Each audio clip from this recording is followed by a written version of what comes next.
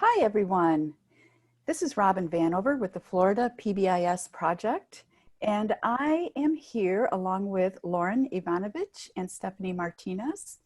And today we're going to be talking about family expectations, rules, and routines.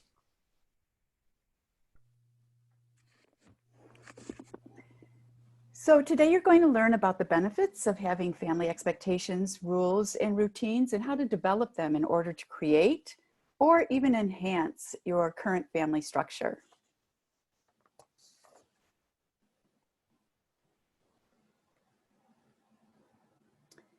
This presentation today takes a deeper dive into expectations and rules, and it is part of an original recording on the 5 PBIS essentials for families.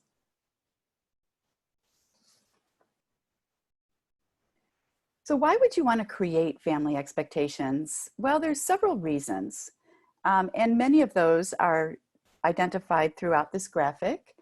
But first of all, families can benefit from just having common language and a common understanding of those expectations and rules.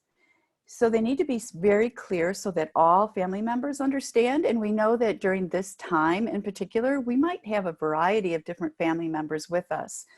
You might have young children, you might have older children, you might even have grandparents or aunts and uncles, cousins living with you right now. So to sit down together and develop those common expectations and rules and routines really helps to strengthen those relationships. It can also create a sense of security and confidence among everyone. If everyone understands what those expectations and rules are, then it becomes easier when we're trying to correct behaviors.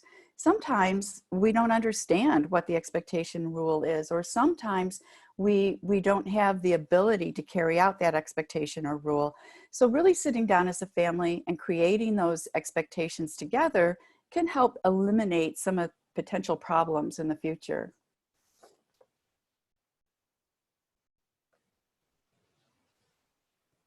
So how do families begin to develop family expectations? Well, it's pretty kind of easy. Kind of sit down as a family, talk about, what are the values that we hold dear in this family already? What are some values or family vision words that kind of come to mind? And you can kind of brainstorm, collect those, put them all together, maybe eliminate some things that are equal and choose one word that best represents that characteristic or that behavior, and pick out 3 to 5 that everyone can agree upon. Remember to keep them broad and very positive. So instead of don't be rude to each other, we might say something like be kind. Instead of no hitting, we might say keep your hands to yourself. So keep in mind also that expectations apply to everyone in the family, and they should be usable in all settings like the kitchen, the living room, the dining room, etc.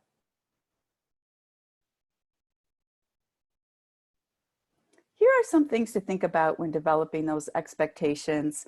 So what you see in front of you right now is just kind of a bubble with a variety of different words that come to mind as a family: completing chores, being polite, being a good student. How do you want to treat each other? How do you want to be treated? Maybe what are some concerns or problems the family would like to change right now? And what word or word best reflects that positive behavior? Once you've got your list, then pick 3 words that kind of come to mind that everyone can agree upon. So today we're using an example of responsible, kind, and safe. So now what we're going to do throughout the presentation is kind of use those words and develop a matrix or show how it can apply to different settings, and then how you can develop specific rules and routines that match these 3 expectations. So Stephanie, can you take it from here? Sure. So I'm Stephanie Martinez. I'm also one of the technical assistant specialists at Florida's PBIS project. And so I'm going to talk to you about what we did at home to develop some home expectations across activities. So at the very top, you will see that there are some activities. The first one is one that if you want to use the school-wide expectations that your child's school uses, if you know if they use them, you can do that. However, with our home, we had some different values than what the school had, so we kind of revised those a little bit. So you want to define with your children what those look like. And there's multiple ways of doing it. There's a little handout here of what that may look like across different activities at your house. So maybe during mealtime, virtual or online learning. If there's multiple students or children in your home, what does it look like with their siblings to be respectful and kind and responsible? Whatever those expectations are, we have another little recording that you can watch. Here's the YouTube link that talks about how you can develop it using a family meeting. So it's a little bit more in depth than what we're going to talk about here. So in our home, we actually have 4. We have be responsible, be patient, be kind, and be safe. And the safe one, I made a little note there. That is one that my own son decided that he wanted to add to the list. These were the values that were important to us. What you're going to see now is a partial video of defining what those expectations look like during home learning. No, it's my son, and then we have 2 other children who, because of parents working, come to our house sometimes and do some of their online learning. So I'm going to demonstrate how we as a family, and no, I know included the other 2 kids as our family because they are kind of family, of how we identified and defined what these expectations look like.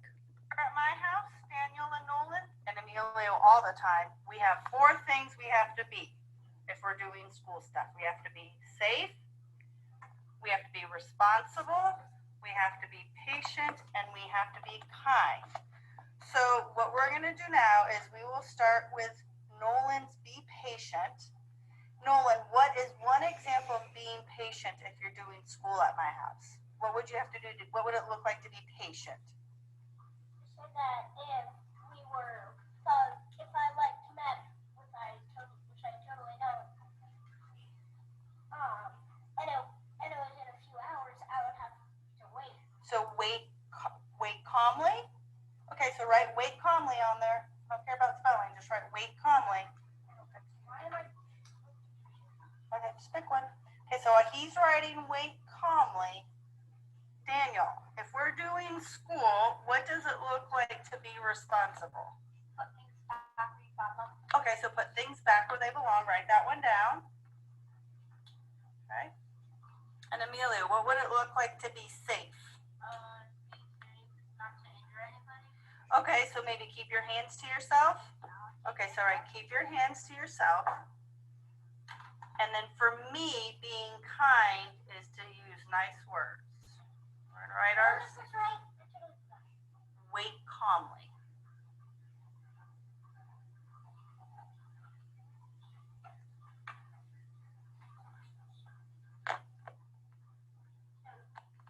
Okay, so we're gonna wait for everybody to finish, and then we're gonna rotate them so everybody gets the opportunity to have an example. Now I'm gonna make number 2.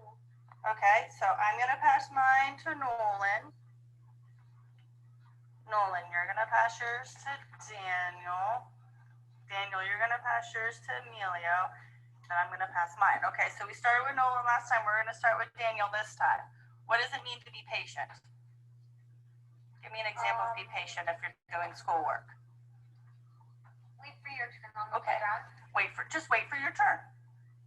Okay, Emilio, what is it to So you can see how we did ours here. We just took a white sheet of paper. We labeled each expectation at the top. At each person, the adult included, myself, we got to give an example of each one of those of what it looked like during home learning, and then we would pass. So at the end of this, there was 4 examples each one of us identified for each one of those. A couple of things you may notice, I said I don't really care about spelling, didn't really bother me that much about spelling as long as they were on there. The kids had a little bit of a difficulty because this is when we first started doing learning at home. And so they kept thinking about school and things like recess and playground. So when Daniel was talking about his, and I said that instead of on playground, just being responsible at home. And then Emilio said one under being safe about not hitting, and we want to keep those positively stated. So as the adults, I reworded that to keeping my hands to myself. So here's some suggestions for developing these rules. Identified which activities at home need rules. So for example, some of you may be trying to work at home while your kids are at home. So maybe you have some rules about what happens when parents are working and what those rules look like. What does it look like for their online learning? Maybe some chores or helping around the house. We want them to be positively stated. We want them to be telling your child what you want them to be doing instead of not this. So like not hitting, what do you want them to do instead? Maybe you want them to keep their hands to themselves. Find an adult. So what is it exactly?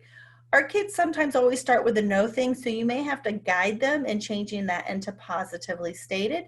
Again, making sure everybody gets to give ideas and limiting 3 to 5 rules for each one of the activities. So here's some suggestions. I know it's really hard to say positively state things, and a lot of times we hear don't, stop, no. So here's just some suggestions of how to take those things like don't hit your brother and sister, to keep your hands and feet to yourself. Another example, stop yelling at each other, use a quiet voice in the house. So here's just some things to practice changing those into positively stated examples or positively stated rules. So this is one that we did for our house, which were the settings or activities that are most important to us. Since I'm working at home, it was really important to focus on what to do when mom or dad is on a conference call. So right before we started this recording, I had to go remind my son of dad's not home right now. What is an emergency that you can interrupt me for? He said snacks. I had to remind him snacks was not an emergency. What does it look like when he's doing his online learning? He has his chores, and bedtime has typically been something that he's not been great with, so we practice those as well.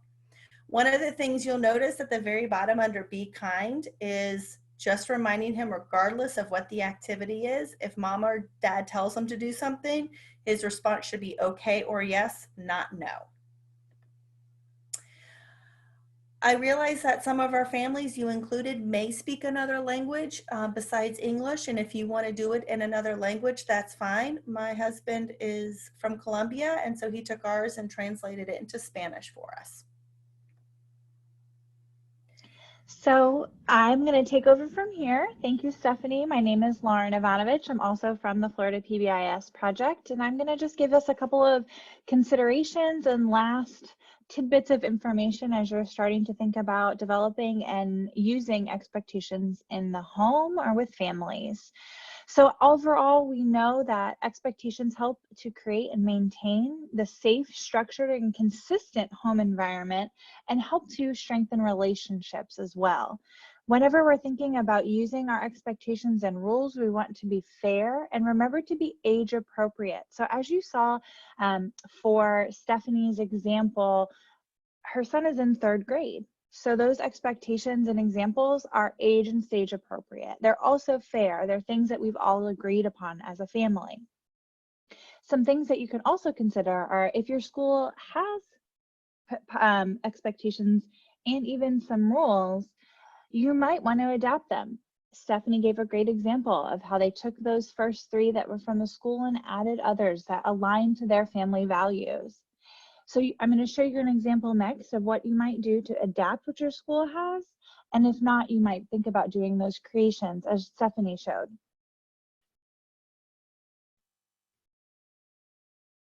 So this is an example from Laytown Elementary that gave peaceful, respectful, inclusive, determined, and engaged, and what those mean across their learning, their playing, using technology, and how to support your family interactions while using distance learning.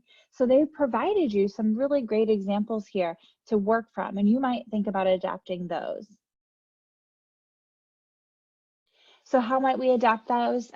For example, of our be respectful, be responsible, and be safe in the virtual classroom, at mealtime, and at bedtimes. Those are some great examples. There's more information from the Center on PBIS, which the link is available for you on the bottom.